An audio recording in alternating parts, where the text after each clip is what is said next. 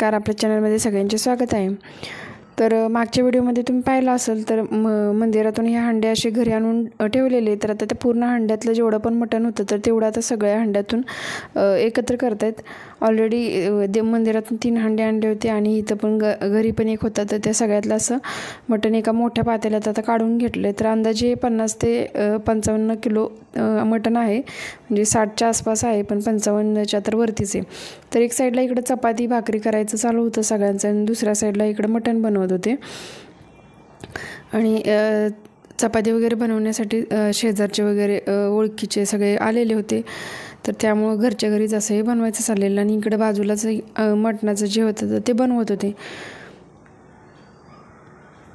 सकाळी चूल पेटवलेली विजली होती म्हणून थोडीशी परत पेटवावी लागली। तर आता चूल पेटली परत आणि आता मोठं पातेलं त्याच्यावर ठेवले आणि आता ह्याच्यात तेल पण टाकून ठेवले। तर कांदा थोडासा चिरायचा राहिलेला त्यामुळे थोडासा वेळ लागला आणि आता पूर्ण तेल गरम झाल्यानंतर ह्याच्यामध्ये तेजपत्ता आणि थोडीशी चक्री फुलं जी आहेत ते तेवढंच टाकलं। बाकीचा खडा मसाला काही नाही यूज केला आहे, मिरे वगैरे किंवा दालचिनी लवंग वगैरे असं काही नाही, कारण खाताना शक्यतो लोकांना समजणार नाही, त्यामुळं फक्त ह्याच्यात चक्री फूल आणि तेजपत्ता आहे तर एवढंच टाकलं आहे खडा मसाला। आणि आता लगेच फक्त कांदा चिरलेला टाकला आहे।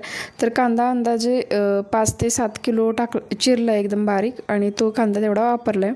आणि बाकीचे सकाळी मसाले मी मागच्या व्हिडिओमध्ये सगळे मसाले मी सांगितलेच। तर इथं 2 पाटे असे 1.5 पाटी कांदा 5 ते 7 किलो असा व्यवस्थित यूज केला आहे याच्यामध्ये।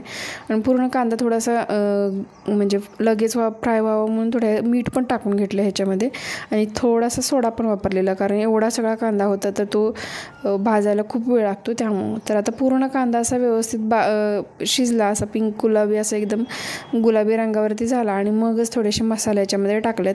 आणि मटण जे आहे तर ते ऑलरेडी शिजलं आहे त्यामुळे जास्त काही शिजवलं नाही आहे। तर इकडे यांचं चाललं होतं रस्सा टेस्टिंग करायचं आताच मंदिरातून जे हंडे आणलेले तर ते कसं झालं वगैरे, आणि भूक पण लागली होती सगळ्या मुलांना, कारण सकाळपासून कामातच होते सगळे। तर आता इथं आधी सुकं मटण बनवून घेत आहेत आणि मगच ते जेवले सकाळपासूनचे, म्हणजे जेवायला 5-6 वाजले। तर इकडे चपातीचं वगैरे काम चालूच होतं, एवढ्या चपात्या बनवून झालेल्या। तर कोण गोळे बनवून देतं तर कोण लाटून कोण भाजून घेत होतं, असं चाललेलं होतं सगळं। तर आता इकडं कांदा पण पूर्ण असा भाजत आला आहे। आता ह्याच्यात टाकायचे आहेत मसाले आणि आता पूर्ण तेल सुटले कांद्याला। तर आता मसाले टाकण्याची वेळ झाली आणि मसाले एकत्रच अशी बारीक पेस्ट केली। ह्याच्यात काही पाणी वगैरे नाही वापरलं, खोबरं आणि जिरं वगैरे हे करताना पूर्ण असे सुक्का मसाला आहे आणि फक्त कांदा आणि टोमॅटो आणि कोथिंबीर वगैरे आहे तर तीच थोडीशी ओली पेस्ट आहे अशी, नाही तर सगळं असं सुट्टं होतं।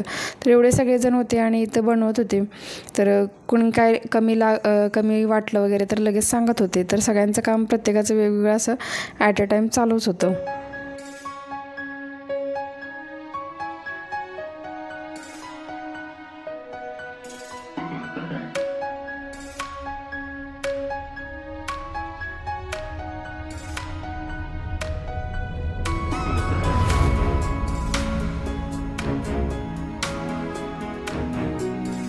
सगळे मसाले असे थोडे करून असे सगळे टाकले आणि लगेच मिक्स करायचं पण काम चालू होतं।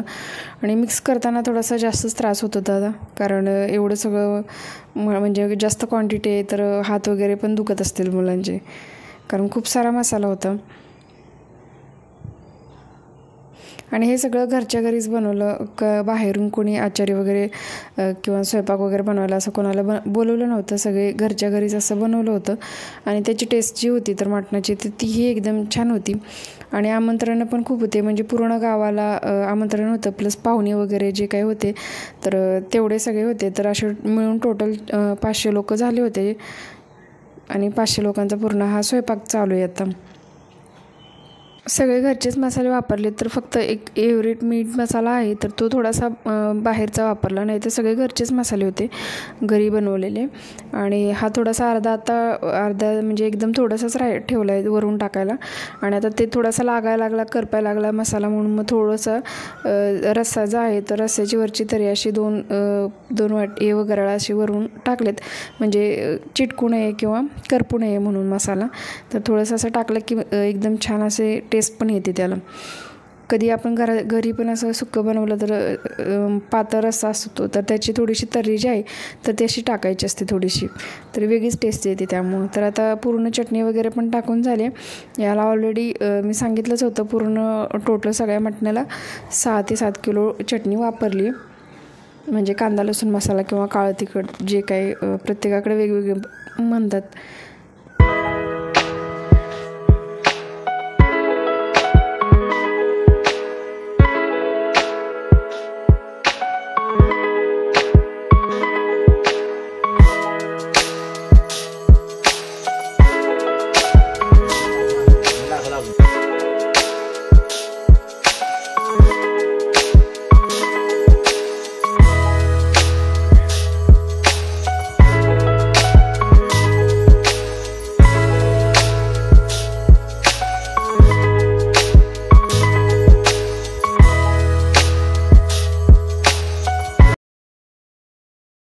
मसाला व्यवस्थित भाजल्यानंतर फायनली मग त्याच्यात पूर्ण मटण जे आहे तर ते टाकलं.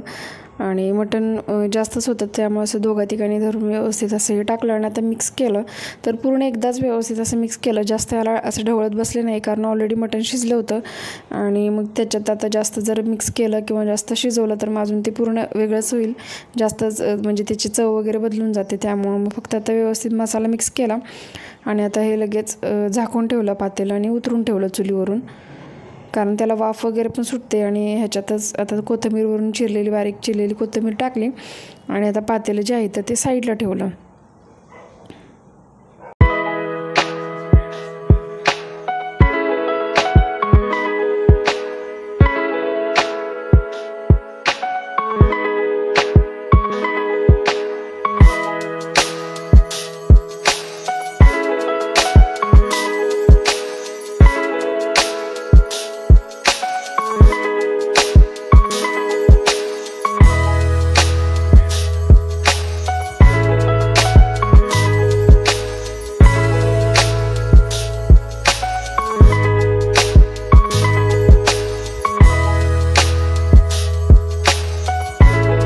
त्याच्यानंतर आता या पातेल्यामध्ये जिरा राईस बनवायचं होतं, तर त्यामुळे आता पातेलं आधी गरम करत ठेवले आणि आता लगेच तेल टाकले. आणि या पूर्ण मटणाला पूर्ण एक 15 किलोचा डबा असतो तेलाचा, तर तो पूर्ण संपलेला आणि घरातलं थोडंसं वापरलेलं अर्धा ते 1 किलो, म्हणजे टोटल 16 किलो तेल लागलं पूर्ण जेवणाला.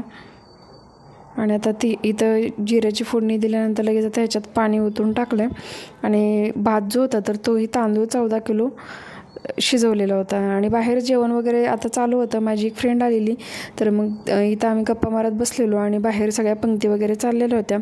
पण नंतर मला व्हिडिओ काही पुढं बनवायचा कंटिन्यू नाही जमलं, कारण खूप गडबड होती, सगळ्यांना वाढायचं वगैरे आणि कोणाला काय लागलं ह्याच्यातच असं वेळ गेला. तर पूर्ण असे द्रोण वगैरे आधी भरत होते मटणाचे, नंतर एकदम असे मोठ्या प्लेटमध्ये नेऊन डायरेक्ट वाढत होते असे, आणि याच द्रोणमध्ये परत रस्सा वाढत होते. तर असं जेवण वगैरे वाढत होते. तर शेवटची पंगत होती, तर ती ही होती थोडीशी, जे वाढणारे लोक होते आणि थोडेसे राहिलेले बाकीचे. तर जर व्हिडिओ आवडला असेल तर नक्की लाईक करा आणि नवीन असेल तर प्लीज चॅनलला सबस्क्राईब करा.